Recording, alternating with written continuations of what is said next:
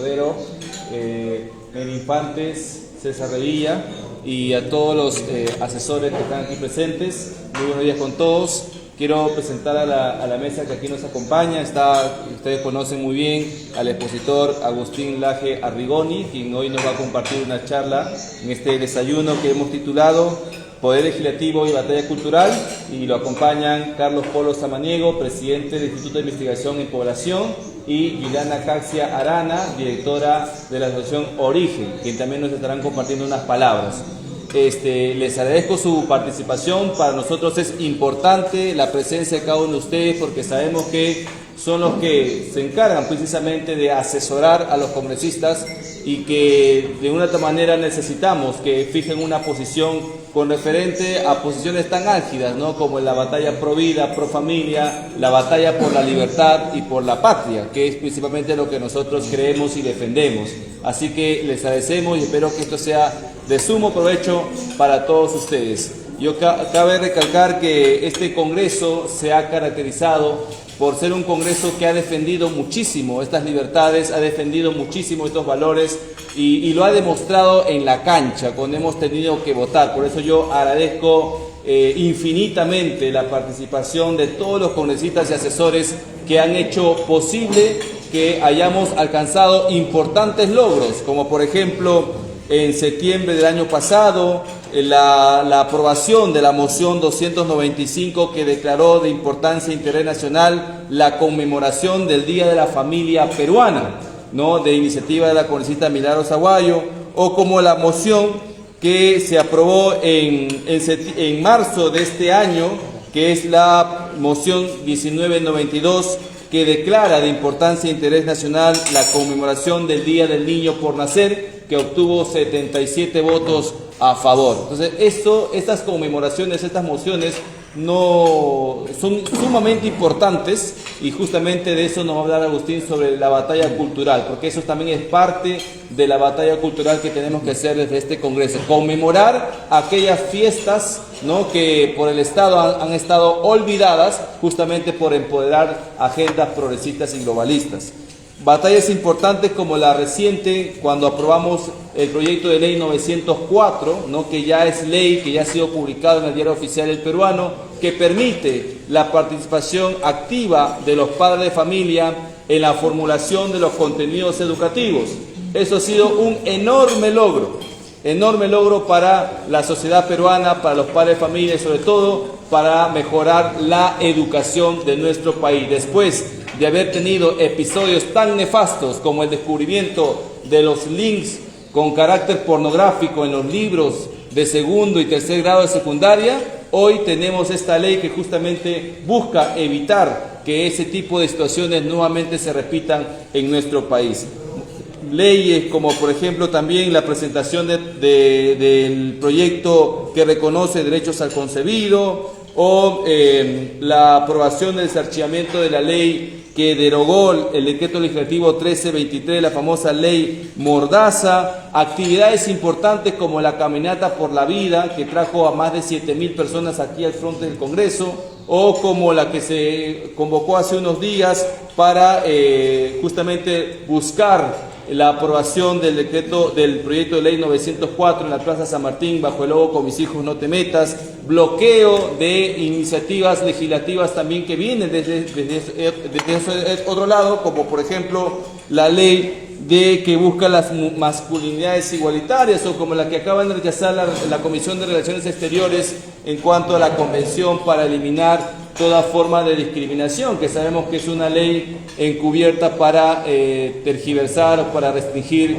el derecho a la libertad de pensamiento, la libertad de expresión y la libertad de religión de todos los peruanos. Así que estamos muy contentos. Esto solamente es un recuento básico de todos los logros que se han alcanzado durante este año legislativo que ya termina y que por supuesto cerramos, como dice, con broche de oro, teniendo acá a un importante luchador pro vida, pro familia, pro libertad, como es Agustín Laje. Y para continuar con el programa quiero dejar unas palabras a Juliana Caxia, presidenta de la organización Origen, Vanguardia y Cambio Cultural. Por favor, Juliana. Muchas gracias, congresista, gracias por la invitación,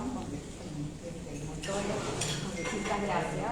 Bueno, brevemente Actualmente nosotros, la Asociación Origen, Vanguardia y Cambio Cultural y el Instituto de Investigación en Población, que representa a Carlos Polo, venimos trabajando hace varios años en impulsar en distintos ámbitos lo que es básicamente la defensa de todo aquello que dignifica a la persona humana. Trabajamos, como mencionó el congresista Muñante, en la defensa de la familia, en la defensa de la vida y en la defensa de la libertad.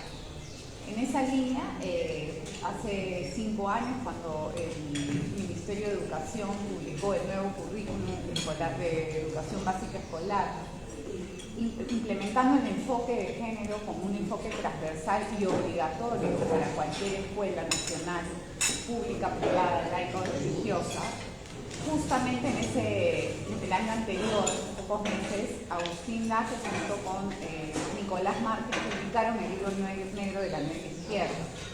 Nosotros invitamos 2 veces a Nicolás y a Agustín al Perú porque nos pareció relevante poner en debate todas las implicancias que iban a tener o que estaban teniendo la implementación del género en la educación peruana, ¿no? Tomando no solamente referencias locales, sino las experiencias de otros países que nos deberían servir como guía. En ese entonces vinimos, inclusive Agustín, creo, al Congreso y pusimos el tema en debate público, en medios, y hoy podemos ver, luego de 5 años, lo importante que era poner ese tema a debate. Las personas no pensaron que iba a ser tan grave, no pensaron que el currículum podría traer este tipo de problemas en la educación de los niños, en el ejercicio de libertades como libertad de conciencia, libertad de docencia, derecho de los padres para educar a sus hijos. Una muestra clara ha sido el rechazo de un proyecto de ley tan bondadoso, Body Ley 498, PL 904, de revisión de materiales educativos, haya hecho que hasta la ONU se pronuncie y diga que los padres de familia no tenemos derecho a mirar los textos escolares que van a recibir nuestros hijos. O sea, a ese nivel ha llegado, amparándose en el hecho de que queremos desactivar el género y que eso es más o menos ya quisiéramos ley, ¿no? Ley universal que todos tenemos.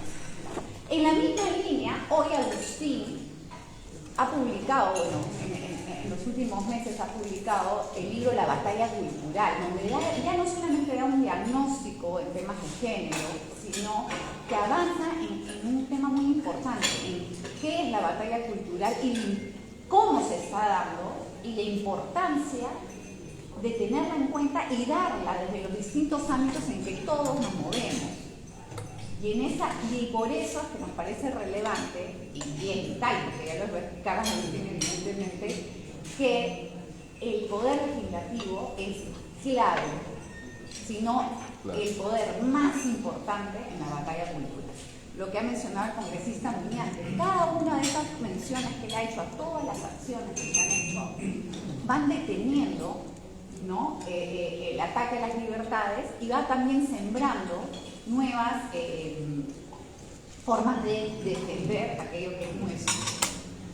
Por eso nosotros en Origen y con el PRI creemos que es muy relevante y agradecemos su presencia porque creo que lo que nos toca hoy, a pesar de muchas diferencias que podamos tener a nivel político o de visión, creo que todos acá, si tenemos algo claro, es que la libertad debe ser defendida por sobre todas las cosas. Muchas gracias.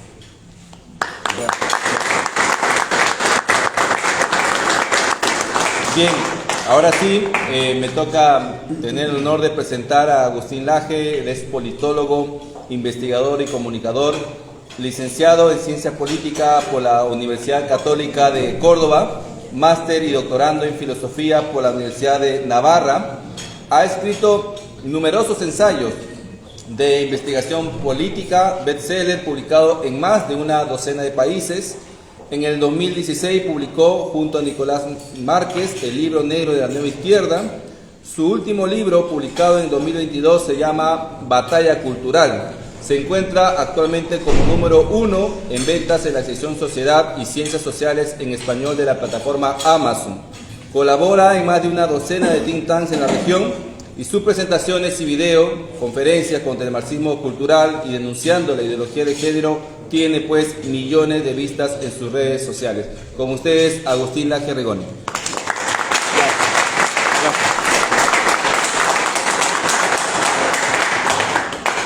Bueno, muchas gracias a todos, muy buenos días.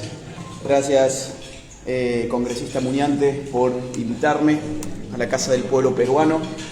Gracias al PRI, a Origen, Vanguardia y Cambio Cultural por haber anfitrionado esta gira en Perú. Juliana dijo una palabra que creo que podemos partir desde ahí: libertad. Bueno, acá podemos tener diferencias políticas, diferencias de siglas, de partidos, de bloques, pero nos une la defensa por la libertad. Me pareció interesante la introducción porque es una palabra con la cual creo que podemos empezar a trabajar un poco. Hoy la libertad está en peligro en más de un sentido y por más de una fuente. Voy a trazar rápidamente dos fuentes que hacen peligrar la libertad hoy. Después voy a conectar eso con la batalla cultural y con el rol legislativo de los estados en general. Este es uno, pero los estados tienen un rol legislativo en términos de batalla cultural que es importantísimo. Entonces, lo voy a tratar de hacer corto, ¿sí? En unos 10 o 15 minutos más o menos, y así después podemos intercambiar. Bien. Miren, yo creo que en este momento hay dos grandes amenazas para la libertad. Una le podemos llamar globalismo, que es la cesión progresiva de soberanía nacional a organismos internacionales, que fijan una agenda homogénea para todos los pueblos, una agenda que no tiene que ver con los deseos de nuestros pueblos, con sus formas de vida, con sus costumbres, creencias y formas de organización social. No es una casualidad que en todos nuestros países de golpe aparecen las mismas banderas, los mismos discursos, las mismas palabras, las mismas demandas y los mismos argumentos para meter esas demandas. Les voy a poner el ejemplo más claro de todos hoy, que puede ser el tema aborto. De un momento para otro parece ser que la urgencia en América Latina es terminar con la vida de los no nacidos, que eso nos va a permitir incluso convertirlos en países desarrollados. Y hay gente que se la cree. El periodismo muchas veces se ocupa de que eso sea así, que la gente se cree ese tipo de tonteras. Claro, aparecen los mismos pañuelos en todas partes. Cuando uno empieza a investigar va a ver que las mismas fuentes de financiamiento están en todas partes. Cuando investiga uno un poco más ve que a la gente en verdad no es un tema que le, estructure su día a día. En un país, por ejemplo, voy a hablar de otro país, México.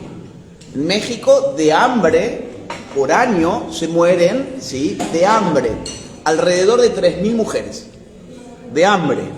Ahora, cuando uno va a ver las cifras de muertes por abortos clandestinos, uno encuentra en el último año 42. Pero ¿cuál es la urgencia en México? De todos, los medios, las feministas, la farándula, los movimientos sociales, los políticos, es el aborto. Tanto así que lo empiezan a llevar a distintos estados y ya lo han legalizado más o menos en 7. La Corte Suprema, yo no sé si ustedes vieron el video, los jueces diciendo estamos ganando la batalla cultural. Es decir, este no es un término que nosotros no estamos inventando acá. Los propios jueces de la Corte Suprema dicen estamos ganando la batalla cultural porque cambiamos el lenguaje. Búsquenlo, los jueces. Cuando uno empieza a escarbar un poco más, empieza a ver que el asunto del aborto al final no era una cuestión de los derechos de la mujer, de disponer de su cuerpo, ¿no? Cuando uno empieza a investigar un poco más, ve que es una orden de Naciones Unidas, que es una orden que data del año 1994, que se dio en el marco de la Conferencia Internacional de Población celebrada en El Cairo, donde en las medidas que llevan el número 7, se establece que todos los países del mundo deben legalizar una gama completa de servicios sexuales y reproductivos a más tardar para el año 2015. Y cuando uno se pregunta, ¿y qué es un servicio de salud sexual y en gama completa? Bueno, más abajo se le especifica una serie de medidas que incluyen la interrupción del embarazo, como ellos le llaman. Y uno ahí empieza a darse cuenta, esto no era tanto por los derechos de la mujer, era por un asunto llamado control poblacional, que se fija en ese mismo documento de Naciones Unidas y que podemos encontrar en muchos otros documentos de la ONU, pero no lo voy a extender. Lo que les quiero decir es lo siguiente: estamos viviendo un momento bisagra en donde se está reestructurando la forma de la política internacional, que deja de tener su eje en el Estado-Nación como entidad soberana de los pueblos y pasa ese poder a organismos internacionales que, si de algo carecen, es de pueblo, porque no existe tal cosa como el pueblo global, a pesar de que la Agenda 2030 de Naciones Unidas, si ustedes chequean el objetivo educación y desagregan sus metas, van a encontrar que se le pide a los estados que eduquen a los niños en ciudadanía global. Y dice, pero ¿cómo ciudadanía global si el ciudadano es nacional? ¿Por qué yo soy un ciudadano argentino y ustedes peruanos? Porque a mí me define una relación política con mi estado. ¿Y qué significa ser un ciudadano global? Pues que me defina una relación política con un orden global. Y en un orden global ya no hay pueblos, porque para que haya pueblo tiene que haber una historia común y una homogeneidad cultural. Ah, pero no hay homogeneidad cultural. Las mismas banderas se están levantando en todas partes. Están destruyendo nuestros símbolos, nuestra historia, nuestros héroes. Está todo viniéndose abajo. Las escuelas ya no enseñan historia, por ejemplo. Prácticamente los chicos salen de la escuela, no tienen idea. Ellos piensan que son el origen del mundo. Las nuevas generaciones piensan que son el origen del mundo. No tienen profundidad histórica, y eso es adrede. Entonces, un gran asunto en términos de libertad es qué está ocurriendo en el mundo donde los pueblos ya no fijan el tono de la política, porque la política está sujeta a agendas que vienen de otra parte. Defender la democracia es defender la soberanía del pueblo. Y eso es algo que el Poder Legislativo tiene que hacer en la medida en que represente a un pueblo y no represente a organismos internacionales, ONGs que aparecen con una cantidad exacerbada de dinero a tratar de comprar voluntades. En segundo lugar, hay otro peligro para la libertad, así a nivel estructural, a nivel macro, que es lo que podemos llamar la segunda ola del socialismo del siglo XXI. Claro, la primera ola ya pasó y este país resistió. Ustedes piensen en 1990, se creó el Foro de San Pablo. ¿Por qué en 1990? Porque en el 89 había caído el muro de Berlín y en el 91 iba a implosionar la Unión Soviética. Y Fidel Castro, que era un tipo muy inteligente, dijo, hay que reestructurar una organización internacional que pueda servirnos de apoyo político y económico en la región. Esa fue la estructura llamada Foro de San Pablo, que la creó junto con Lula da Silva. De ahí van a salir muchos presidentes. Fue un éxito rotundo. Chávez, obviamente Maduro, Evo Morales en Bolivia, los Kirchner en Argentina, Tabaré Vázquez, Pepe Mujica en Uruguay, Lugo en Paraguay, Correa en Ecuador. En Nicaragua, Ortega va a mantenerse conforme a esa estructura. Fidel Castro se va a apoyar en esa estructura, obviamente. En Brasil, Lula y Dilma, etc. O sea, muchos presidentes van a salir de ahí. Pero va a haber 4 países fundamentales para la región que van a resistir eso. ¿Cuáles son esos 4 países? Perú, Colombia, Chile y México. En el año 2015, el socialismo del siglo XXI está a la baja en la región. Claro, pierde el kirchnerismo en Argentina, llega Mauricio Macri, poco después en los Estados Unidos, yo sé que no es América Latina, pero sí que importa. Estados Unidos, ¿quién llega? Donald Trump. Pronto llegará Piñera de nuevo a Chile. En Colombia gana Iván Duque, el candidato de Uribe, ¿sí? Bolsonaro en Brasil, Lula termina incluso preso. Ya va a estar muerto Fidel Castro, ya va a estar muerto Hugo Chávez, la dictadura de Maduro es indefendible incluso para los propios, ya ni los caviares se animan a tratar de defenderlos. Entonces, todo parece que... Correa es traicionado por Lenín Moreno en Ecuador, se tiene que escapar a Bélgica. Todo parece que, eso ya fue parte del pasado de la región. Ahora estamos entrando en una nueva etapa. Mentira. En julio del año 2019 se conforma el Grupo de Pueblo en México, que es una nueva fachada del Foro de San Pablo, solamente que se hace en México, no en Brasil. ¿Por qué? Porque en México en el año 2018 va a ganar un señor llamado López Obrador, que permite un reacomodo del socialismo en la región. Y todo lo que viene es historia reciente y ustedes ya lo conocen de sobra. Revueltas en Chile, revueltas en Ecuador, revueltas en Perú. 3 presidentes pasaron en Perú en una semana. Nueva constitución para Chile. Llega un izquierdista radical como Boric a la presidencia chilena. En Colombia llega un asociado de las guerrillas, un ex guerrillero, Petro. Bueno, yo evidentemente no puedo hablar ahora de este país, pero ustedes lo conocen mejor que yo. Vuelve el kirchnerismo a Argentina, y fíjense el desastre, ahora sí yo puedo hablar de mi país, fíjense el desastre en el que estamos en Argentina. El presidente asumió con $1 a 40 pesos, hoy lo tenemos en 270. 7 de cada 10 niños no comen en Argentina, pero tenemos aborto, ¿eh? Tenemos aborto, nuevas masculinidades y tampones.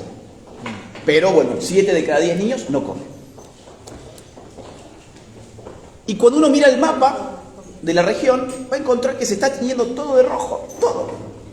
Queda solamente de los grandes países, Brasil. Brasil.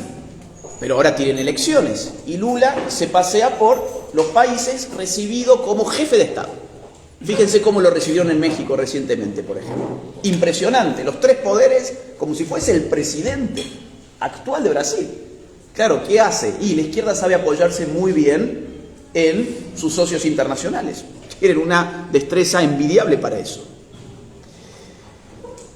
Es muy probable que Brasil se tiña de rojo muy pronto también. Y si esto es así, ¿qué países no alineados al socialismo del siglo XXI nos quedarían? Bueno, nos quedarían Ecuador, y hay que ver qué es lo que pasa, pues es una crisis política fulminante, Paraguay, Guatemala y Uruguay. O sea, 4 países que geopolíticamente no son centrales para la región. Con lo cual, el contexto que viene, y es lo que les quiero comunicar, aprovechando la palabra que Juliana utilizó, que fue libertad, es un contexto alarmante, tanto por, esto es como una pinza, ¿no?, por la pata globalista como por la pata del socialismo del siglo XXI. ¿Por qué? Porque pone en peligro libertades fundamentales en distintos ámbitos, por supuesto. Pero la libertad, que es múltiple y a la vez es una sola, hay que defenderla en todos los ámbitos. El conversatorio se denomina poder legislativo y batalla cultural. Yo quiero decir rápidamente qué es una batalla cultural para que nos pongamos de acuerdo con los términos y podamos bajar en este contexto al asunto legislativo. Una batalla cultural es una batalla en donde, es una disputa, una batalla cultural es una disputa que tiene por objetivo influir sobre los elementos culturales de una sociedad a través de las instituciones políticas y de los aparatos culturales de esa sociedad. ¿Qué son los elementos culturales de una sociedad? Bueno, muchas cosas. Las creencias, las costumbres, los símbolos, las historias, los mitos, los valores, las normas. Todas esas cosas intangibles que pensamos que no sirven para nada y que nos perdemos de vista, que son precisamente nuestros anteojos con los cuales miramos la realidad. Nuestro acceso a la realidad no es un acceso incontaminado. Nosotros tenemos anteojos. Unos anteojos invisibles que le llamamos cultura. Esos anteojos están cargados de, insisto, costumbres, valores, tradiciones, normas, historias. Si yo modifico esos anteojos, estoy modificando la forma en que la gente aprehende la realidad. Y al modificar la forma en que se aprehende la realidad, se modifica la forma en que se actúa sobre la realidad. O sea, hablar de batalla cultural es hablar de poder cultural. Es hablar de la guerra por las palabras, por las historias, por los símbolos, por las costumbres. ¿Quiénes participan en esa batalla? Bueno, lo dije, se hace a través de instituciones políticas, pero a través de aparatos culturales. O sea, se hace, por ejemplo, a través de las escuelas, a través de las universidades, a través de las familias, a través de las iglesias, a través de la farándula, a través del periodismo, a través de las redes sociales, a través de las ONGs. Hay una gran batalla cultural hay muchas batallas culturales importantes que se están desarrollando en todos esos ámbitos. Pero las instituciones formales del Estado son un aparato cultural inmenso. ¿Por qué? Porque son los que tienen la legitimidad política. Entonces, cuando uno piensa la ley ya no como una disposición del Estado, sino como una pedagogía estatal, uno empieza a ver que el poder legislativo tiene mucho que hacer en batalla cultural. Una ley no es simplemente decir, por ejemplo, usted no puede hacer esto. Una ley es un precepto moral. depende de una moral. Es más, vuelve hegemónica una moral. Y en esa medida, la ley resulta ser pedagógica. Legalice usted el aborto. ¿Por qué el aborto va a empezar a aumentar en todos los casos? Miren Uruguay, digo, para no irnos a países europeos o al mismo Estados Unidos. Miremos un país de la región que ya lleva varios años con aborto legal. Uruguay. Uruguay lo legalizó en octubre del año 2012. No hay año en el cual en Uruguay no crezcan las prácticas abortivas. ¿Por qué? ¿Por qué? Bueno, porque la ley es pedagogía. Si el Estado te dice, podés abortar, el Estado te está diciendo, no hay nada de malo en que abortes. Y si no hay nada de malo en que aborte, bueno, pues entonces vamos a empezar a cambiar, ¿qué cosa? Los valores de un pueblo respecto a ¿qué? Al respeto a la vida. La ley es pedagógica en la medida además de que usa palabras. Y nunca han sido tan importantes las palabras como hoy. Yo escuchaba recién, por ejemplo, lo de masculinidades igualitarias, era, ¿no? Sí. Es decir, ¿desde cuándo el Estado tiene por función definir lo que es la masculinidad? No es esa la función del Estado, mucho menos de un Estado que ni siquiera está pudiendo garantizar la seguridad, que ha sido precisamente la primera función por la cual los individuos de este mundo han consentido estar dominados por una estructura estatal. La primera legitimación del Estado moderno, como ustedes sabrán, Thomas Hobbes. ¿Qué dice Hobbes? ¿Por qué necesitamos un Estado? Porque si no nos matamos los unos a los otros. ¿Y no nos estamos matando los unos a los otros, acaso? El Estado no está para meterse en tu cama, no está para meterse en tu familia, no está para meterse en la forma en que sos hombre o que sos mujer. Esa no es la función del Estado. Pero como en esta guerra de palabras existen dos grandes categorías, yo les llamaría las palabras talismán y las palabras mordaza o las palabras malditas. ¿Qué son las palabras talismán? Esas palabras que vos la pones en cualquier lugar y ya te lo bendice, ¿no? Te lo santifica. La pones en cualquier lugar esa palabra y ya es como que anulara toda respuesta crítica.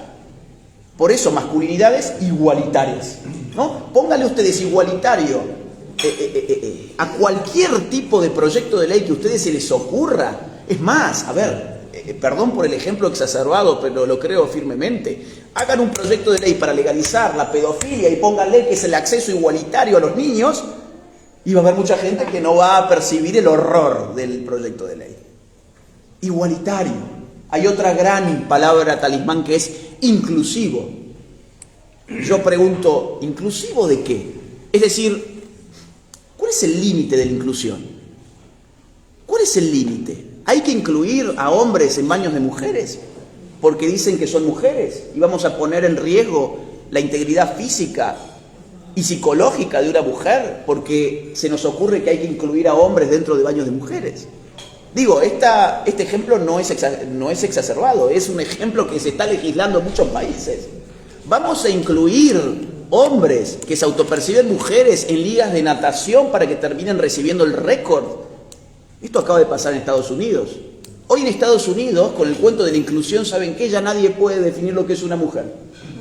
Acaba de salir un documental de The Daily Wire donde le preguntan a expertos de universidades, a expertos del sector de la salud, a profesores, a maestros, a políticos. Les preguntan, ¿qué es una mujer? No saben qué decir. No pueden definir lo que es una mujer. En cambio se van a una tribu africana y se mueren de la risa con la pregunta y la respuesta es totalmente coherente y lógica. Y les da gracia a la gente de esta tribu en África que les estén preguntando semejante tontera porque es obvia la respuesta para ellos y ha dejado de ser obvia para nosotros. Porque tenemos miedo ¿de qué? De no ser inclusivos. Si yo digo que la mujer está definida por su función reproductiva, por ejemplo, más allá de que la ejerza o no, es decir, por su función biológica en la reproducción de la especie, yo estoy siendo excluyente. ¿De quién? Bueno, de aquellos que, por ejemplo, tienen ciertos genitales que no van a recibir, sino que van a dar. Y eso entonces a vos te posiciona como un homofóbico, y ahí entramos en el campo de las palabras malditas. No solamente se está jugando con palabras talismán, donde nos matan del miedo de poder decir algo al respecto. Ay, no, yo quiero ser igualitario, entonces tengo que apoyar el proyecto de masculinidades igualitarias. ¿Para qué? Para que el Estado me venga a decir a mí cómo tengo que ser hombre. Es una locura. Porque si no sos un homofóbico, o peor, sos un misógino. O sea, cualquier cosa hoy que ponga en duda la agenda hegemónica que culturalmente ha instalado el globalismo, te vuelve un homofóbico, un misógino, un transfóbico, un lesbofóbico, es decir, una constante patologización del disidente. No admitan que nadie les diga fóbicos de nada, porque la fobia es un problema mental. La disidencia política es la condición sin la cual la democracia no puede existir. Están aniquilando la democracia, patologizando a quienes piensan distinto. ¿Y quiénes son los que patologizan al que piensa distinto? Los cultores de la diversidad, la inclusión y la igualdad, que no tienen la más mínima tolerancia respecto de nadie que no diga exactamente lo que ellos quieren escuchar. Entonces, ¿qué les quiero decir con esto? Tengan cuidado con las palabras en los proyectos de ley. Las palabras son pedagógicas. Cuando una palabra se instala como comodín en la sociedad, sacarla es bastante complicado después. Incluso estaba pensando en otras, además de esto de las masculinidades igualitarias. Piensen ustedes, por ejemplo, tengo entendido que aquí ya en vez de padres se está hablando de cuidadores. Cuidador. Sí. Cuidador. ¿Por qué? ¿Por qué es eso? Bueno, porque la palabra padre tiene una carga afectiva enorme. Un cuidador puede ser una niñera. Un cuidador puede ser un vecino que te ha hecho, digamos, la ayuda de cuidar a tu niño mientras fuiste a hacer las compras. Pero en este momento lo que se está viviendo, y perdón que me extienda un poquitito más, lo que se está viviendo es un ataque a la idea de que el niño tiene un lazo irreemplazable con sus padres. Es un lazo que no se puede reemplazar. Pero ¿qué te dicen? No, tu hijo no es tuyo. ¿Tu hijo qué es? Es un sujeto de derechos. No sé si lo han escuchado. Sí. Tu hijo no es tuyo. Vos sos un medieval. Bueno, esa es otra de las palabras malditas, ¿no? Sos un medieval. Porque pensás que tu hijo es tuyo. Bueno, pero yo no estoy hablando de mi hijo es mío como una propiedad, como es mío mi auto. No, es mío en el sentido de que soy su tutor, que yo velo por sus intereses y que sé mejor que nadie qué es lo que necesita mi hijo. Porque yo lo traje a este mundo. No, pero vos estás confundido. Antes que tu hijo, eres un sujeto de derechos. ¿Qué te están diciendo? Que tu hijo es un rehén del Estado. ¿Por qué? Porque ¿quién hace el derecho? Pues el Poder Legislativo. ¿Y qué es el Poder Legislativo? Uno de los poderes del Estado. Entonces, cada vez ellos inventan estas palabras donde cuando uno no las piensa con detenimiento, las termina repitiendo y siendo funcional a esa batalla cultural que ellos dan en contra de uno. Entonces, no es un sujeto de derecho. Sí, le asiste la ley, por supuesto, porque es ciudadano, porque es un ser humano además. Pero eso no significa que usted se arrogue las funciones de la familia. O piensen, por ejemplo, en la palabra o el término personas gestantes. No sé si aquí ya están insistiendo con esto. ¿Por qué personas gestantes? Bueno, claro, porque los hombres también podemos gestar, no sé si ustedes sabían. Digo, si Juliana... A ver, ustedes han visto todas estas noticias que salen a diario, por los grandes medios. Increíble, un hombre ha dado a luz. Y cuando vos lees en la letra chica, que nadie lo hace, bueno, no es un hombre, es una mujer que dice que es un hombre que ha dado a luz. Es lo mismo que yo ponga, increíble, un perro juega al ajedrez. Y cuando veo, bueno, no, es un hombre que se autopercibe perro. Es decir, estamos bombardeados constantemente con la mentira, con la confusión idiomática y lingüística. Esto es como que, claro, Juliana, perdón que te utilice Juliana como ejemplo, vamos a suponer, ella se autopercibe a partir de hoy género fluido, entonces ahora se convirtió mágicamente en un hombre, pero está embarazada, pues será un hombre gestante, será una persona gestante. Será una persona gestante. Y por supuesto, otra grandilocuente es el famoso discurso de odio, ¿no? Tenemos que legislar contra el discurso de odio. ¿Y qué es el discurso de odio? Bueno, todo lo que no le gusta a un lobby minoritario. O sea, el discurso de odio significa amordacemos a las mayorías porque las minorías quieren que les mintamos. Las minorías quieren que nosotros digamos mentiras para que ellas puedan dormir en paz. Claro, evidentemente, un discurso de odio podría ser, por ejemplo, vamos a apedrear la casa de un homosexual. Eso, por supuesto, que no debe ser permitido, sea homosexual o sea cualquier persona. El asunto no es que sea homosexual, el asunto es que es un ser humano. Solamente que se ha cambiado tanto la idea de qué depende tu derecho, que estamos legislando no para los seres humanos, sino para las categorías, ¿no? Ya no decimos, él tiene derecho por ser un ser humano. Decimos, él tiene derecho porque se acuesta con fulanito. Él tiene derecho por lo que tiene entre sus piernas. Usted que tiene otra cosa entre las piernas no puede opinar. Usted no puede opinar de la vida de los seres humanos en gestación porque usted no tiene vagina. Sí. Es una locura. Entonces, cuidado también con el tema de las acusaciones de los discursos de odio. Y voy a cerrar con 2 o 3 ejemplos nada más de hasta dónde puede ir esto. Juliana recién dijo que, digamos, la primera vez que entramos en esta casa fue en el año 2017. Y en ese año había mucho escepticismo con la gravedad de estos asuntos. Es más, parecía, y a mí me habían acusado de ser un conspiranoico, un alarmista, un paranoico que se estaba inventando fake news para escandalizar y generar odio. La gran palabra, odio, ¿no? Bueno, miren, no. Todo esto ha avanzado tanto en todos los países del continente y de Europa también, que las restricciones a las libertades individuales rayan hoy el absurdo. Les voy a poner 2 o 3 ejemplos para no abundar más. Argentina. Yo no sé si ustedes saben, hoy en Argentina, en el nombre del feminismo, tenemos unas leyes de cuotas de género, no solamente para la función pública, sino también para la constitución de sociedades, de empresas, por ejemplo. Vamos a suponer, Alejandro y yo somos argentinos ambos, vamos a suponer, y queremos armar nuestra pequeñita empresa en Argentina. Bueno, vamos a estar en problemas, porque los dos tenemos lo mismo entre las piernas.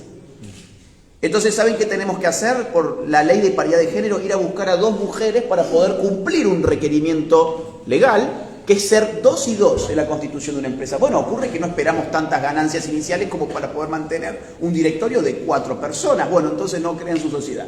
Ay, Dios mío. Digo, a ese nivel, claro, pero cuando yo decía las cuotas de género en el sector público son el ingreso a las cuotas de género en el sector privado, decían, no, vos estás loco, ¿qué te molesta? Sos un misógino. Segundo ejemplo, padres de familia. Hay lugares como en Canadá donde los padres de familia hoy están perdiendo a sus hijos. Están perdiendo a sus hijos, ¿saben por qué? Porque no les permiten hormonizarse teniendo 15 años. A los colegios un buen día se les ocurre decirle a los niños de que ellos pueden ser mujeres si así lo desean y a las niñas pueden ser hombres si así lo desean. Y empieza toda la maquinaria, además de las industrias culturales, Disney a la cabeza, Netflix, etcétera, Sex Education, a mostrarles que esto es fabuloso. Sos una persona que recibe bullying, que estás medio marginado, que no tenés muchos amigos, bueno, te puedes convertir en el chico popular del momento. ¿Cómo? Bueno, diciendo que sos del otro sexo. Eso es lo que hoy se está viviendo. Entonces en Canadá ya hay casos escandalosos donde al padre un buen día le aparece un burócrata y le dice, oiga, usted tiene que permitir que a su hija se le bloquee químicamente el desarrollo de la pubertad con bloqueadores hormonales que se utilizan, ¿saben para quién se utiliza eso? Para la castración química de los violadores. Y usted se lo tiene que poner a su hija, porque ella dice que es un hombre. Y a continuación, en un par de años, cuando vayamos a la etapa de la afirmación de su nuevo género, usted va a tener que proveerle testosterona. Y eventualmente habrá que hacerle una cirugía para retirarle las mamas. Y eventualmente habrá que reconstruir con pedazos de su piel, se le va sacando de ciertas partes del cuerpo, un pene artificial. Y hay padres de familia en Canadá que dijeron que no. ¿Y saben qué pasó con esos padres? Terminaron presos. Presos. O sea, no solamente le sacaron a la hija, en este caso puntual era una hija, el que estoy pensando ahora, sino que terminaron presos. Hoy uno de ellos está libre bajo fianza. Tuvo que poner una fianza, si mal no recuerdo, de $30.000. Y les voy a poner el último ejemplo para no estirarlo más. El aborto. El aborto es fundamentalmente una violación al derecho humano a vivir, a seguir viviendo. Nosotros tenemos un derecho humano fundamental, que a mí no me gusta decir el derecho a la vida, yo digo el derecho a seguir viviendo. Mi derecho es que vos no intervengas en mi proceso vital para interrumpirlo, para terminarlo. Y fíjense ustedes que el aborto, donde se legaliza, empieza a avanzar y avanzar y avanzar. En Colombia, recientemente, 24 semanas de gestación, una mujer ya puede abortar. ¿Por qué? ¿Porque el pueblo lo escogió, lo eligió? No, porque la Corte Suprema se inventó una nueva interpretación y dijo que eso era así. Están usando al poder legislativo, al poder judicial como poder legislativo, violentando los fundamentos de una república. Pero además el aborto trae también un impacto muy fuerte contra la libertad, no solamente contra la vida, contra la libertad. Fíjense ustedes el estado de la libertad de objeción de conciencia, por ejemplo. En Argentina ya no puedes objetar conciencia. En Ecuador acaba de también pasar por el Supremo Tribunal de Justicia una nueva causal de aborto que dice, bueno, está bien, te doy objeción de conciencia, pero vos tenés que proveer todos los servicios para que otro termine de hacer el trabajo sucio. Eso no es objeción de conciencia. Eso no es objeción de conciencia. Entonces, digamos, es una afrenta, obviamente, en primer lugar, contra el derecho a vivir, a seguir viviendo. Y en segundo lugar, es una afrenta contra la libertad de las personas que no quieren ser partícipes de un genocidio encubierto. Bueno, ya me extendí demasiado con el tiempo que había dicho que iba a tomar. Espero que algunas de estas ideas les sirva. Felicidades, porque estoy al tanto de la enorme labor que están haciendo acá. Lo he estado siguiendo. Además he visto que han pasado leyes que son muy importantes. Muy importantes. Por ejemplo, la del Ministerio de Familia. La ONU mandando ahora un comunicado. Ese es el poder global, ¿no? No les importa que haya acá gente que se muere de hambre. Les importa que se cambió el nombre de un ministerio. Y aparte, ¿eso no es más inclusivo? Digo, o sea, en sus propios lenguajes, ¿no es más inclusivo pasar del Ministerio de la Mujer al Ministerio de la Familia, que nos contemple a todos los miembros de la familia? O he visto también, por ejemplo, la ley esta de que los padres puedan consultar el material educativo, pero eso es un derecho fundamental. ¿Cómo a mí no me van a permitir? Es un derecho humano. Desde los primeros tratados de derechos humanos fundamentales figura que la familia tiene el derecho a elegir la educación de los hijos. Eso es un derecho humano fundamental que hemos perdido de vista en las primeras cartas orgánicas de derechos humanos. Y ahora ocurre que no, que está en peligro. ¿Qué es lo que dicen que está en peligro con eso? El enfoque de género o la educación sexual. Pero por favor, ¿qué han logrado con el enfoque de género? Han bajado los ataques contra las mujeres, contra la violencia contra las mujeres, han bajado las violaciones, ha bajado el embarazo adolescente, ha bajado eso. En mi país, por lo menos, de ninguna manera. Cada año es más. Cada año es más. Y cada año ellos tienen más dinero para hacer lo que dicen que va a salvar a las mujeres. A ver, perdón, les cuento la última y ya me callo la boca, se los prometo. Pusieron un poste, ¿sí? Miren esto, es increíble. Pusieron postes en la ciudad y pintaron alrededor del poste un círculo violeta, ¿sí? En el piso. Y dijeron, esto es una política pública de espacio seguro para la mujer. Y vos veis, es un poste que tiene pintado un círculo violeta. Entonces nadie sabe muy bien cómo funciona eso, si tiene una especie de campo magnético donde vos entrás y el violador se topa contra una fuerza desconocida, una fuerza antipatriarcal y dice, ¿qué ocurre acá? ¿Será el lenguaje inclusivo que me está...? No. Es un poste que tiene un círculo violeta y dicen que eso va a salvar a las mujeres. Es increíble. ¿Saben lo único que se ha salvado? Sus cuentas bancarias. Al único que le ha ido bien con el enfoque de género es a los vendedores de humo de las universidades,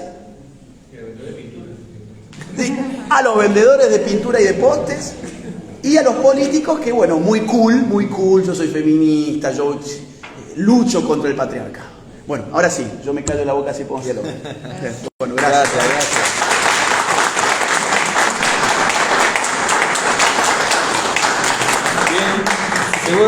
Seguro que les pasa lo mismo que a nosotros cada vez que escuchamos a Agustín, nos queda las ganas de seguir escuchándolo, ¿no? Sí. Siempre nos pasa lo mismo, siempre hay algo más que descubrir, algo más que nos quiera contar. Pero bueno, vamos a pasar a este momento de repente a un diálogo. Yo quisiera empezar con los congresistas. Si tienen algún comentario, alguna pregunta, de plano saludo la llegada del congresista Javier Padilla, la congresista Milagros Aguayo, que también se han unido al grupo. Y bueno, quisiera saber si tienen algún comentario, alguna pregunta. Almirante Montoya, por favor. Una pregunta y comentario, creo. ¿Cómo hacemos para eliminar el enfoque de género acá? ¿Para qué, perdón? Eliminar el enfoque de género de nuestra ley. ¿Cuál sería la recomendación? Mi recomendación es hacer un estudio amplio, longitudinal, para mostrar que ese enfoque no ha resuelto absolutamente nada de lo que decía que iba a resolver. Y al mismo tiempo hacer un estudio de cuánto le ha costado a los peruanos mantener a toda esa gente, que la pasó muy bien, mientras otros la pasaban muy mal. Eso yo he encontrado que es la forma más efectiva de mostrarle a la gente, esto no sirve. Nosotros estamos del lado de ustedes. Es decir, nosotros queremos defender a la mujer. Nosotros queremos reducir las violaciones. Nosotros queremos reducir lo que a mí me gusta más bien llamar violencia intrafamiliar, porque puede venir de ambos lados además. Yo quiero solucionar eso. Yo quiero ambientes más seguros para mujeres y para hombres. ¿O se piensan que los hombres no viven situaciones de inseguridad? Ahora, tu enfoque no ha servido. Te dimos muchos años para que lo pongas en práctica. Más de 10 años. Sí. ¿Dónde están tus resultados? Quiero verlos. Si tus resultados son buenos, estoy de tu lado, vamos a hacerlo. ¿Saben qué? No tienen que mostrar. No tienen que mostrar. Entonces, yo creo que esa sería la mejor forma. Obviamente, uno luego se puede escandalizar de muchas otras cosas. Me escandalizo porque están queriendo legislar que tiene que ser un hombre desde el Estado, por ejemplo. Me escandalizo de la currícula escolar que viene con esto o con aquello, pero yo creo que la forma hoy más contundente es mostrar de que el tal enfoque de género, que era la panacea, que era lo que nos iba a permitir. Yo no sé si ustedes han visto incluso que aplican enfoques de género para la guerra de Ucrania y Rusia, y dicen, por ejemplo, no, si Putin fuese una mujer no hubiera guerra. Bueno, está bien, pero lo otro que podemos ver es que en Ucrania los únicos que se han quedado a defender la patria son los hombres, porque las mujeres las han subido, y me parece muy bien, a un tren y se las han llevado de Ucrania, y los hombres entre 18 y 60 años tienen la obligación de morir por la patria. Ay, pero ese es el patriarcado. ¿Dónde es el patriarcado? Entonces ellos tienen todo un bagaje, todo un discurso muy en el aire, se lo bajemos a los números. ¿Qué has resuelto con esto? ¿Dónde están tus resultados? No tenés ningún buen resultado para mostrar, movete, deja a la gente que traiga nuevas ideas. Bien, sí, conocí también Infante, por favor. Buenos días a todos. Bueno, muy precisa su conferencia, usted va directo al grano, y eso es lo que tiene que ser, o sea, directo, ¿no? No estás, como se dice, sin tantos rodeos, y de frente, crudamente la realidad, es la realidad que estamos viviendo. Yo quisiera preguntar, dice que existen muchos élites, las cuales están haciendo en todo el mundo todo eso.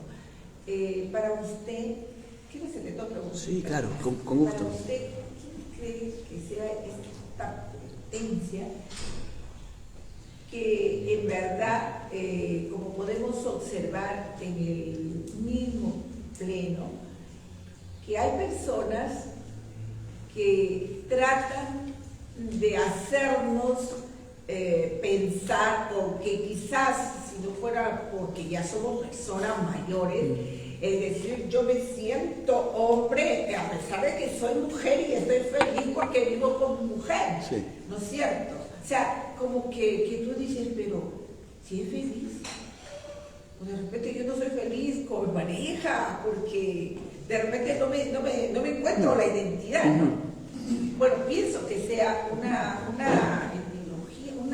ideología, que quizás eso puede estar influenciando también en los colegios, porque sí, quienes nos enseñan después de la casa son, o del hogar, son los profesores.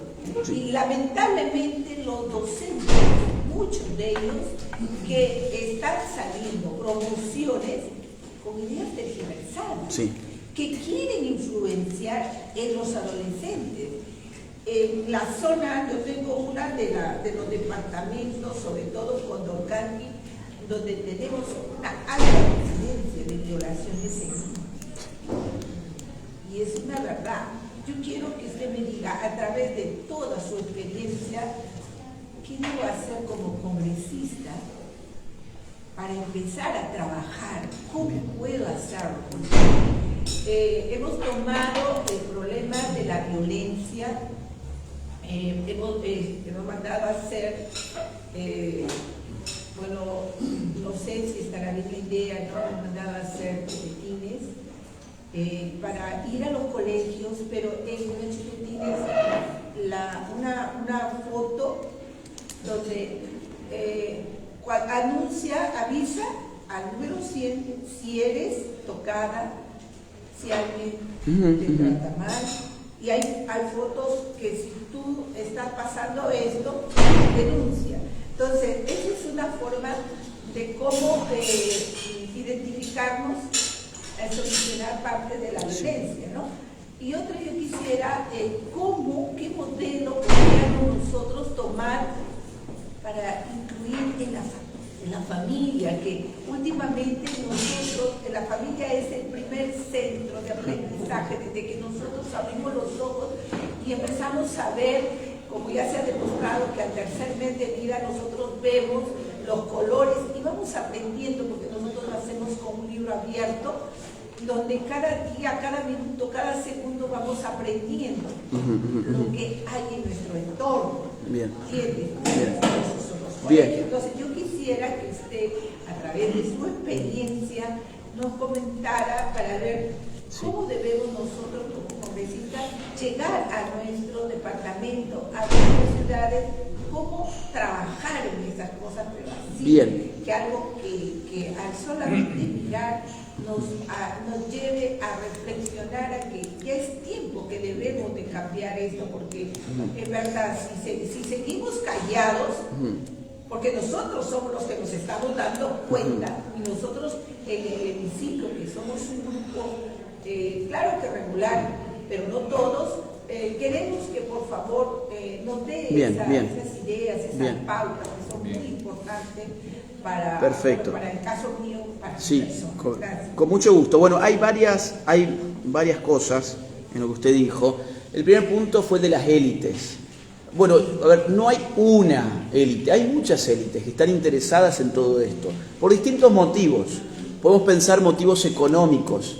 Investigue usted qué buen negocio es invertir su dinero hoy en la industria farmacéutica que produce hormonas, por ejemplo. Es una de las industrias que más ha crecido, según estos reportes globales que se efectúan para inversionistas. Hay, por ejemplo, uno en Global Market Insights, que te venden el informe solo te cuesta alrededor de $5.000, para que te des una idea de a qué público está apuntando, ¿sí? El informe te cuesta $5.000, World Market Insights se llama, y el informe, ¿qué te dice? Bueno, de aquí al año 2026 se prevé un crecimiento exponencial de la industria de hormonas por dos factores. Factor número uno, que los gobiernos están legislando en favor de la hormonización. Y muchos gobiernos empiezan a brindar ellos mismos las hormonas, que sin embargo no la produce el gobierno, la produce una industria a la cual el gobierno le compra, ¿sí? Y en segundo lugar, porque en la sociedad se está cambiando la definición de la sexualidad. Y se empieza a considerar que la sexualidad es algo fluido, por lo tanto va a haber cada vez más demanda. Vas a tener un gran comprador que es el Estado y vas a tener cada vez más demanda de hormonas por parte de la sociedad, que empieza a creerse que la sexualidad es algo que se cambia a base de unas inyecciones, ¿sí? O un gel, que también se suelen poner gel, o unas píldoras.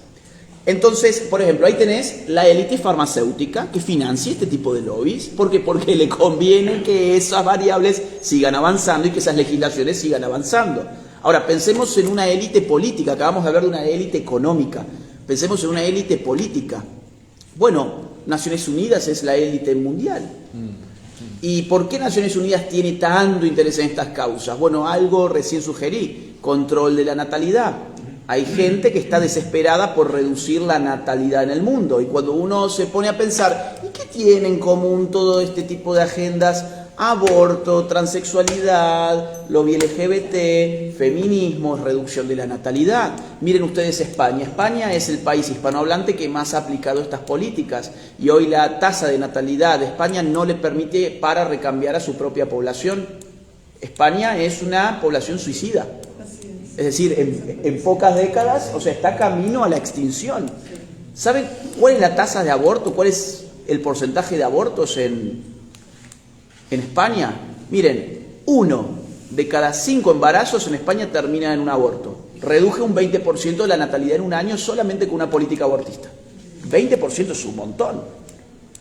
Entonces, hay tanto apoyo de Naciones Unidas a todo esto que en el año 1994 se ordenó a los estados del mundo legalizar el aborto. Y en el año 1995, en la Conferencia de la Mujer en Pekín, se ordenó a los estados del mundo adoptar de manera transversal, esa es la palabra que se usa, el enfoque de género. En todas las políticas y en todos los órganos de los estados, pero nosotros pensamos que esto es algo nuevo, estamos hablando en el año 2022 de esto, pero esto fue ordenado en el año 1995.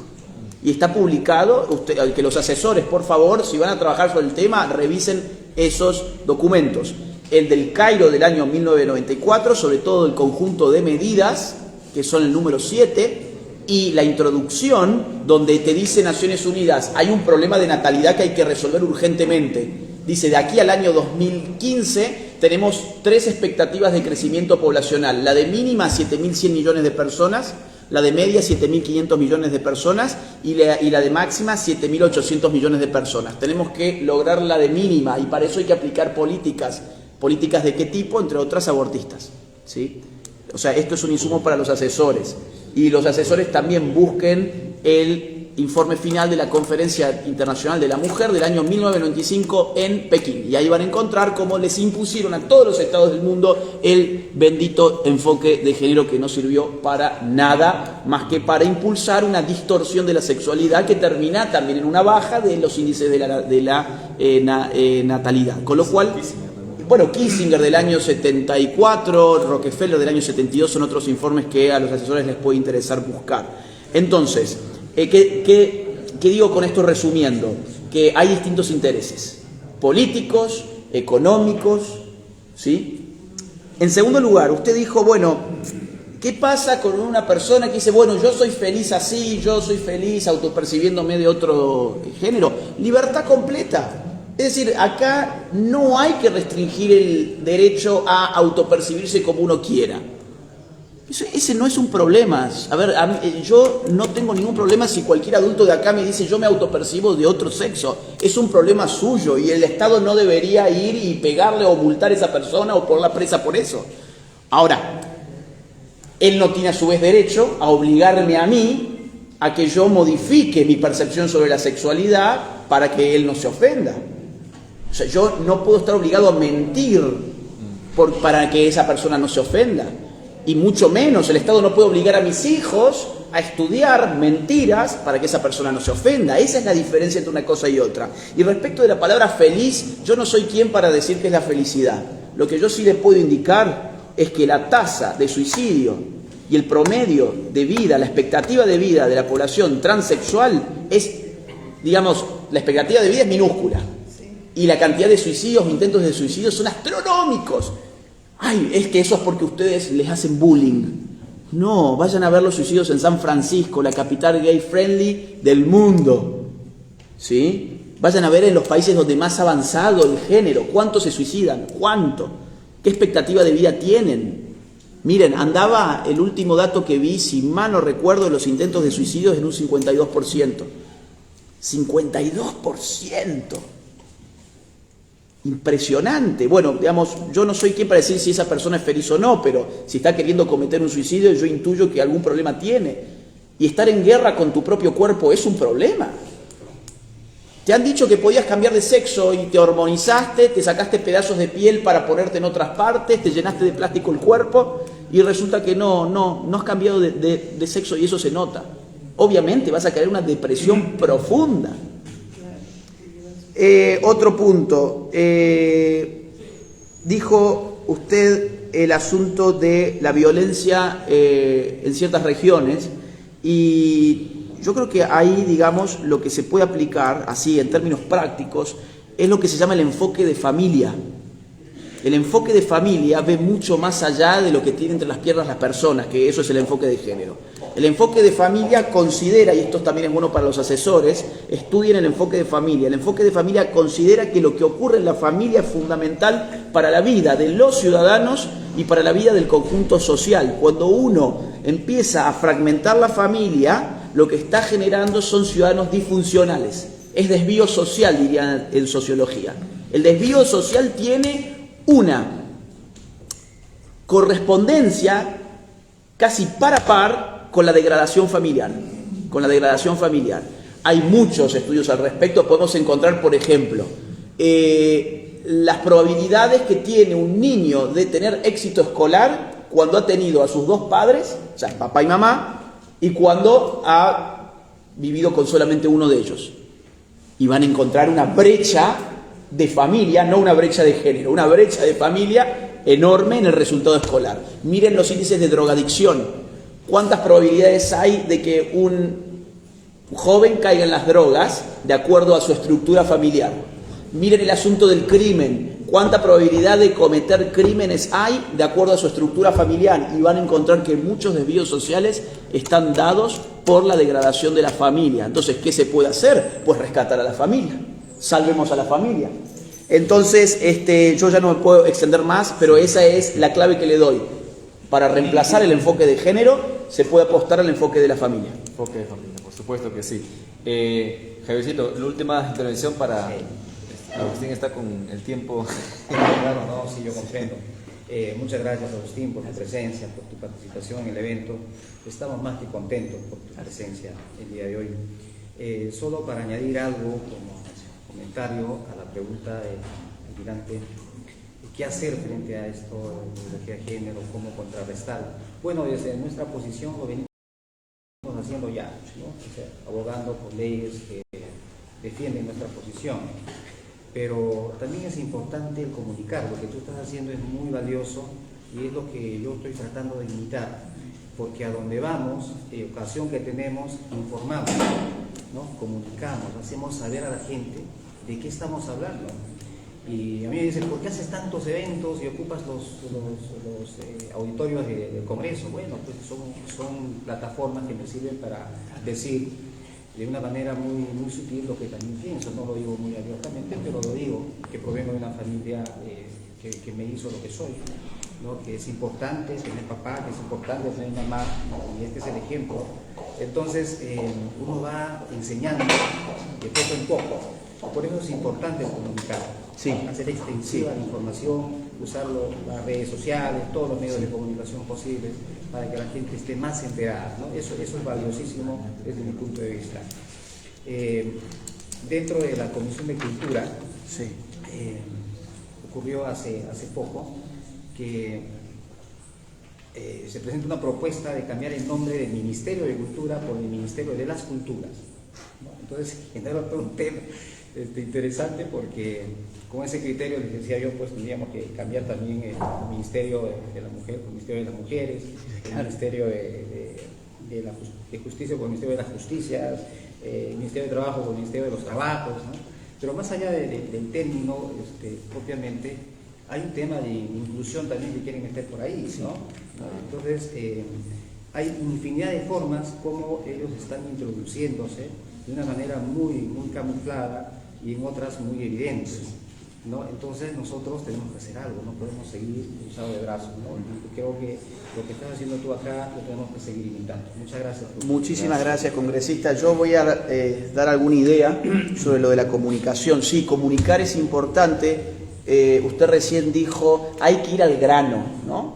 Y creo que eso es una buena fórmula, no hay que estar dando tanto rodeo. Yo tengo la impresión de que el pueblo quiere eso. El pueblo se cansa de escuchar y parece que todos los políticos dicen lo mismo, ¿no? Todos usan más o menos las mismas palabras y dicen y hablan. Es ya casi como los jugadores de fútbol cuando termina el partido y el periodista va, bueno, ¿y qué nos puedes decir del partido? Y vos ya sabés lo que va a decir. Va a decir, bueno, estuvo muy bien, jugamos, dimos todo, intentamos, pudimos a veces, no pudimos otra, pero nos vamos muy contentos. Bueno, es más, yo te lo puedo imitar y ya está. Con los políticos empieza a pasar lo mismo. No hay gran diferencia entre un jugador de fútbol y un político que tiene como un cassette que lanza cosas que no dice nada. Entonces, lo importante incluso a nivel político y de la imagen popular del político es, este tipo habla como hay que hablar. Es decir, va directo. dice las cosas como son, sin miedo. No hay peor cosa que ver un político que tiene miedo. Entonces, primer mensaje, es bueno políticamente, incluso electoralmente, ser directo, hablar con coraje. Y en segundo lugar, claro, uno va a tener que enfrentarse a ataques. Entonces yo lo que sugiero es que con los asesores armen entrenamientos, ¿sí?, donde simulan que el asesor va a ser el abogado del diablo. Y van a ir viendo ahí en donde hay una debilidad. Y es bastante previsible todo lo que los otros te pueden decir, con lo cual no es un ejercicio difícil. El asesor va a pensar cómo irle refutando a usted, se simula una entrevista en un panel de la televisión y le va tirando, mira, esa respuesta que usted dio me parece que está floja, vamos a trabajar en eso. Y los asesores trabajan en una respuesta. ¿Sí? Buscan datos, le dan vueltas, listo, usted ya tiene su respuesta. Entonces usted cada vez va más confiado a la televisión o a sus debates o a donde sea, porque usted tiene algo importante para decir y sin que le pongan trampas. Y lo último, lo de las culturas, bueno, esto tiene que ver con la guerra de las palabras que recién hablábamos. Es una guerra de palabras y tiene que ver a su vez con el globalismo. ¿Por qué? Porque el globalismo depende de destruir la noción de patria. Y la patria es una forma cultural en la cual acordamos distintas personalidades y hay una riqueza cultural dentro de las patrias. Pero no son culturas distintas, es la misma cultura patria que se expresa de distinta manera. Nada más que eso. Así es, gracias. Pastora Milagros Aguayo, por favor, para terminar. Gracias, Alejandro. Quiero felicitar a Agustín Laje por ser una voz en las naciones, una voz en defensa de la verdad y de la vida. Pero me gustaría solamente hacer un comentario. Creo que acá estamos muchos asesores y estamos también varios congresistas que legislemos con una visión clara de quién es nuestro enemigo, ¿no? Porque si nosotros hoy por hoy no estamos legislando y no estamos haciendo políticas públicas enlazadas en la defensa de la verdad, esto nos va a ganar. O sea, yo creo que hay una gran responsabilidad para apoyarnos y cada vez que la congresista Nelly presente un proyecto de ley que esté enlazado en la defensa de la verdad, hacer un frente común, o sea, seamos una muralla en esta nación, seamos una columna en la defensa de la verdad, seamos proactivos. No solamente traigamos ideas a nuestros congresistas de proyectos de leyes que sí, claro, son necesarios. No, entendamos que hay un enemigo y disparemos hacia ese enemigo. Porque si no, estos 5 años van a pasar tan rápido y no hemos hecho nada. Habremos hecho muchas cosas, pero nada que haya protegido esta nación. Creo, Agustín, solamente gratitud en mi corazón y sobre todo con todo el Ministerio Origen, Juliana, Carlos, todos ustedes que siempre son un referente pro vida y pro familia y sobre todo pues a mi compañero Alejandro. Gracias. Y a toda la bancada y a todos los congresistas y te honramos, Agustín. Gracias por haber venido. Muchas gracias, pastora. Y yo agrego lo último. Muchísimas gracias por sus palabras y por su afecto de siempre. Lo último, miren, para los asesores, para los congresistas, sepan que en Perú hay grupos que están trabajando profesionalmente en todo esto. Y acá están en la mesa, ¿sí? PRI y Orígenes. Es decir, si ustedes necesitan respaldo argumental, de datos, de armar el discurso, entrenar a los congresistas para lo que yo les decía recién. Bueno, ellos se dedican precisamente a eso. Entonces, aprovechen a los grupos de la sociedad civil que están interesados en apoyarlos a ustedes para poder trabajar conjuntamente. Bueno, eso es todo. Bien, muchas gracias, Agustín. Un fuerte aplauso.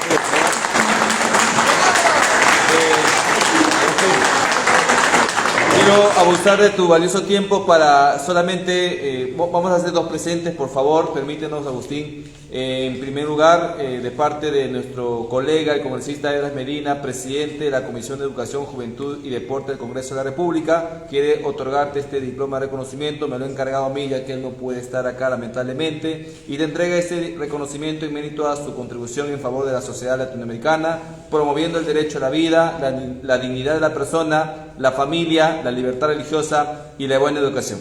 Muchas gracias.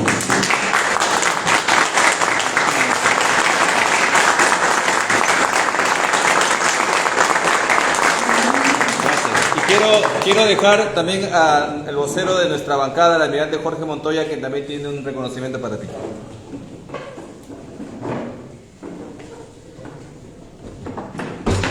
Aquí bien.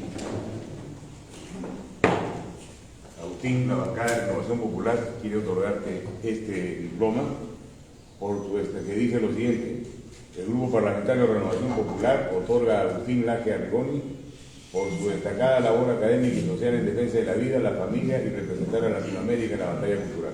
Muchísimas gracias.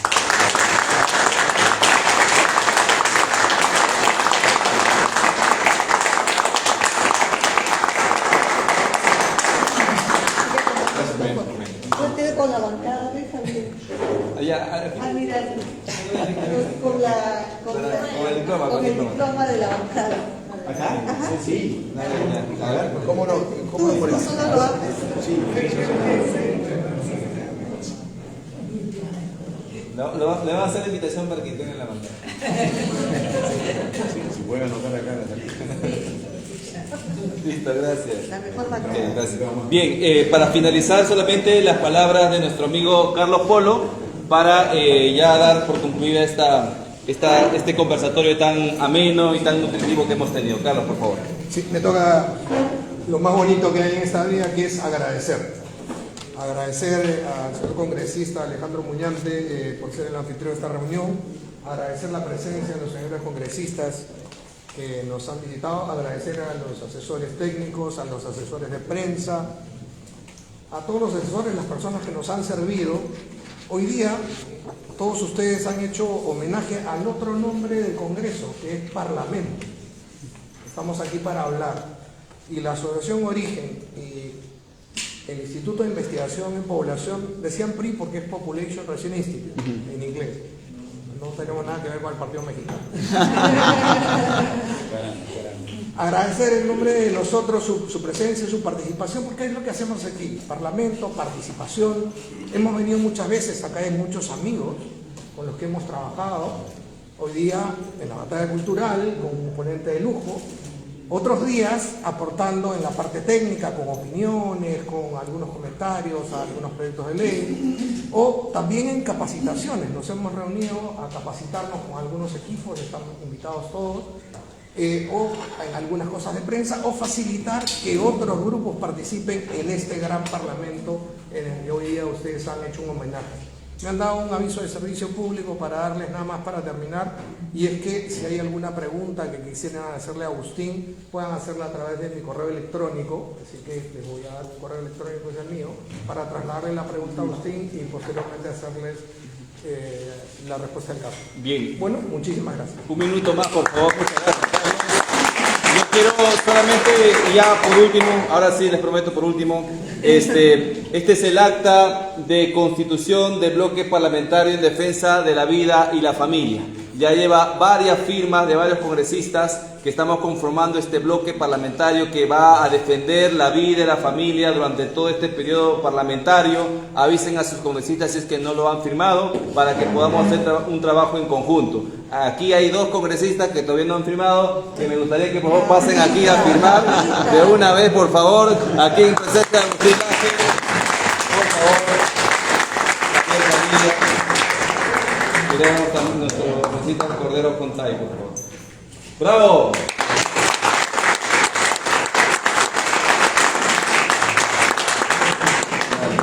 Gracias, Javier. Por favor. Sí.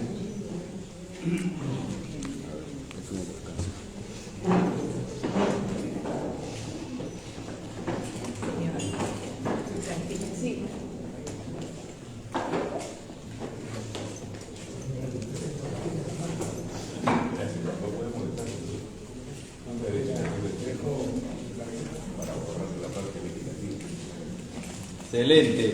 Ahora sí, por favor, una foto oficial con Agustín y con esta acta con todos los congresistas presentes, por favor, aquí.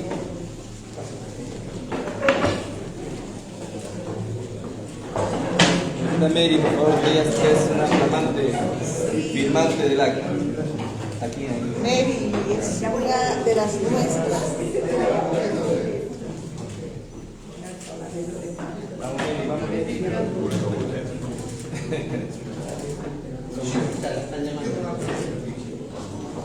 Vamos, Mary. ¿Falta alguien más? Ah, sí, están todos. Ahí. A ver.